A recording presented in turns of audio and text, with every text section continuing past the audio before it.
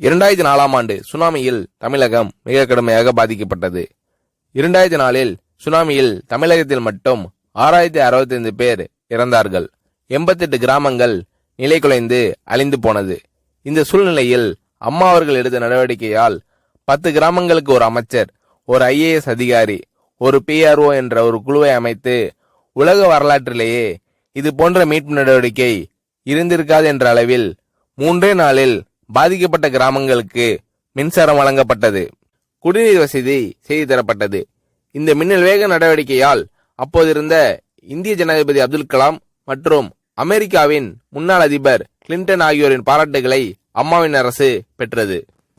அழுத கண்களை துடைக்கும் கரம் கொண்டவர் அம்மா அவர்கள். ஆண்டவன் யாரோ ஒரு நபர் மூலமாக வருவார். தமிழ்நாட்டிற்கு கிடைத்த தெய்வம் அம்மா அவர்கள். சுனாமியில் பாதிக்கப்பட்டவர்களில் 40 பேருக்கு 2 குழந்தைகளும் சுனாமியில் இறந்து விடுகிறது. அந்த 40 பேரும் ஏற்கனவே கருத்தடை ஆபரேஷன் செய்திருக்கிறார்கள். பெற்றோர்கள் மட்டும் உயிர் பிழைத்திருக்கிறார்கள். உயிர் பிழைத்தவர்களுக்கு இனி குழந்தை கிடையாது என்ற நிலையில் அவர்களுக்கு கருணைவு ஆபரேஷன் செய்து அவர்களில் பல பேருக்கு குழந்தை பிறந்து அந்த குழந்தைகள் இன்று பள்ளிக்கு சென்று கொண்டிருக்கிறார்கள். நாகப்பட்டினத்தில் அம்மா அவர்கள் மீனவர்களை சந்தித்த போது மீனவர்கள் கதறி அழுதார்கள்.